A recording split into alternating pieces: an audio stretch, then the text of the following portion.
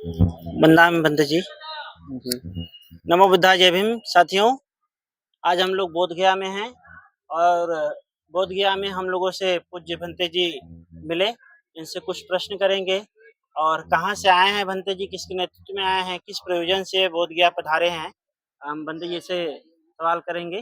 भंते जी कहाँ से आए हैं? जी हम सारनाथ बोधगया अपने गुरुजी के नेतृत्व में यहाँ पर एक बहुत बड़ा प्रोग्राम इंटरनेशनल जो कि थाईलैंड की महारानी द्वारा आयोजित किया गया था, उसमें हम लोग सम्मिलित होने के लिए यहाँ पे आए थे और हमारे साथ कई सारे बंदे लोग और बहुत सारे उपासक-उपासिका भी आए हैं। भंते जी यहाँ पर किस लिए आए थे, मतलब कौन सा प्रोग्राम था? ये प्रोग्राम था, ये जो थाईलैंड के राजा हैं, राजा और रानी हैं, उन जो लोग हैं वो चूँकि पता है थाईलैंड एक बौद्ध देश है, तो जो राजा हैं वह अपने धम्मदूत बनाते हैं। तो धम्मदूत भंते लोगों को बनाते हैं, तो भंते लोग विभिन्न-विभिन्न देशों में जाके धर्म का प्रचार-प्रसार करते हैं। तो कुछ धम्मदूत बनारस में हमारे गुरुजी के पास भी आते हैं और हमको अवगत कराते हैं कि उनकी क्या स्ट्रैटेजी है।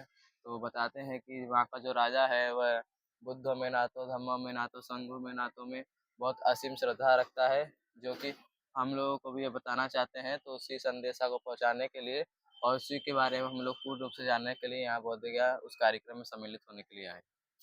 बहुत-बहुत साधुवाद भंते जी। अपना नाम बताइए और अपने गुरुजी का नाम और कहाँ से आए हैं बता दीजिए एक बार फिर से? जी, हमारा नाम भंते संघ रखित है। हम सारनाथ वाराणसी में भिक्षु चंद्रिमा जी के नेतृत्व में 6 साल से इस रामनील जीवन में हैं। जी, धर्म शिक्षण केंद्र में हैं। बहुत-बहुत साधुवाद भंते जी। भंते जी अभी मतलब कह लिया जाए कि हम लोग बोध गया में अंतर्राष्ट्रीय सेमिनार जी, को हम मतलब कि उसमें शामिल होने के लिए आप यहाँ पे आए हैं और आपसे रहा कि थोड़ा जाना जाए कि वास्तव में यहाँ पर जो सेमिनार हो रहा है, क्योंकि थाईलैंड की बात है, थाईलैंड एक बौद्ध कंट्री है और वहाँ की महारानी का यहाँ आना और इस तरह से करना यानी आज से पहले आप समझिए साथियों कि पहले हज़ारों साल पहले जो देश के राजा हुआ करते थे या रानी हुआ करते थे या उनके धम्मदूत हुआ करते थे, वो इसी तरह से भगवान बुद्ध शासन को यानी बुद्ध के शासन को पूरे देश में ले जाते थे। क्या ऐसा ही है बंते जी? अब आप इस वीडियो के माध्यम से हमारे दर्शकों को क्या संदेश देना चाहेंगे? कौन-सी ऐसी बात को हम सब लोगों को फ़ॉलो करना चाहिए, जिससे हमारा और हमारे परिवार का, समाज का और हमारा देश और दुनिया का कल्याण संभव है? जी, जो आपने जैसे कहा कि आज ही नहीं, भगवान के समय और भगवान के जाने के बाद जो हमारी बौद्ध सभ्यता संस्कृति है, उसको ज़िंदा रखने के लिए राजा महाराजा जैसे सबसे बड़े जो राजा हैं हुए हैं, प्रियदर्शी सम्राट अशोक, जिन्होंने बौद्ध धर्म के प्रचार-प्रसार के लिए पूरे भारतवर्ष में 84,000 स्तूपों का निर्माण कराया, जो कि आज भी आप देख सकते हैं। सब जगह आपको मिल जाएँगे। सारनाथ में अशोक स्तंभ उसका एक जीता जागता प्रमाण है। तो हम यही कहना चाहेंगे कि जितने भी बौद्ध अनुयायी हैं, उनको ज़्यादा कुछ नहीं करना है, सिर्फ़ पंचशील का पालन करना है।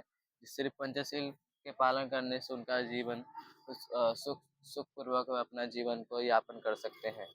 हमारे दर्शकों को भंते जी पंचशील जो आप ज़िक्र किए हैं वो पंचशील हिंदी में उनको थोड़ा-सा डिफ़ाइन करें, उनको बताएँ ताकि उनको समझ में आए। जी, पंचशील एक मौलिक नियम है जो कि भगवान ने उपासक-उपासिकाओं आम साधारण लोग के लिए बताए हैं। ये जो पंचशील है वह सब लोग फ़ॉलो कर सकते हैं। ऐसा नहीं कि कोई विशेष प्रकार के लोग, ये आम आदमी अपने जीवन को सुगम बनाने के लिए फ़ॉलो कर सकते हैं। जिस प्रकार की 5 शीलों में पहली शील है प्राणी हिंसा।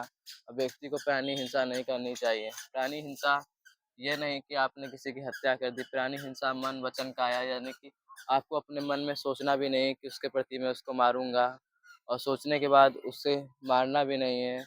मतलब कि मन, वचन, काया बोलना भी नहीं है और मन में सोचना भी नहीं है और काया से करना भी नहीं है। इस तरह आप प्राणी हिंसा, मन, वचन, काया से दूर ही रहें। और दूसरी है कि आपको झूठ नहीं बोलना है, जो कि छोटी-छोटी बातों पे आप देखेंगे कि लोग आज के समय में बहुत झूठ बोल रहे हैं। तो इस सील पे साधारण लोग को ध्यान देने की ज़्यादा ज़रूरत है, क्योंकि वो थोड़े-थोड़े छोटे से झूठ बहुत बड़ा बात बन जाता है। और इसके बाद भगवान ने व्यभिचार का बताया कि आज के समय में बढ़ते व्यभिचार के कारण महिलाओं का जो सुरक्षा है वह बहुत कई तरह से भंग हो रहा है, तो भगवान ने ये सील की ज़रूरत आज के समय में बहुत ज़्यादा है, क्योंकि ये महिला सुरक्षा आज के समय में उतनी नहीं है। इसलिए अगर वो सील का पालन करेंगे तो महिला सुरक्षा का पालन होगा और जो स्थिति बिगड़ रही है वो स्थिति दायरे में आ जाएगी। जी। और उसके बाद जो सील है चोरी करना, जैसे कि आज के समय में बहुत लोग हैं, बोलते कि मैं चोरी नहीं करता, लेकिन बिना बताए किसी की चीज़ को छू लेते हैं या उसको यूज़ करने लगते हैं। तो भगवान ने बताया है कि बिना उसके बताए छू भी लेते हैं तो वो चोरी के अंदर आ जाएगा। तो किसी से किसी की चीज़ या वस्तु अगर छुए भी तो उससे पूछ के छुएँ। ये चोरी की सील है। और 5वीं सील है सुरा मेरे मज्ज, यानी कि नशा नहीं करना है। ये सील आज के समय में बहुत ही पालन करने लायक है, क्योंकि बढ़ते लोगों के जीवन में जो नशा है वो जीवन को नष्ट कर दे रहा है। उसी का नहीं, उसी के पूरे परिवार को नष्ट कर दे रहा है। भगवान ने कहा है अगर आप चारों सीलों का पालन करें मगर ये 5वीं सील का पालन ना करें तो आप शराब पी के प्राणी हिंसा भी कर देंगे, झूठ भी बोलेंगे, व्यभिचार भी करेंगे और चोरी भी करेंगे। तो सबसे महत्वपूर्ण ये है कि आपको ये 5वीं सील का पालन करना ज़रूरी है। बहुत-बहुत साधुवाद भंते जी हमारे साथ बात करने के लिए। आज हम लोग पूज्य भंते संग ज्योति। संघ ज्योति भंते जी से, जो धम्म शिक्षण केंद्र सारनाथ की पवित्र भूमि से चलकर बोध गया की पावन भूमि पर चलकर आए हैं, और पूज्य भंते जी ने यहाँ पर अपने आने का प्रयोजन बताया। और परम पूज्य भिक्खु चंद्रिमा थेरो गुरु जी, जो धम्म शिक्षण केंद्र के संस्थापक एवं अध्यक्ष हैं, और जो सारनाथ की भूमि पर बुद्ध विहार है, वहाँ से पूज्य भंते जी एक जो है कि जत्थे के साथ और सभी उपासक उपासिकाओं के साथ थाईलैंड की महारानी आई, और वहाँ पे अंतर्राष्ट्रीय लेवल का एक सेमिनार आयोजन भंते जी शामिल हुए, सभी उपासक उपासिका शामिल हुए।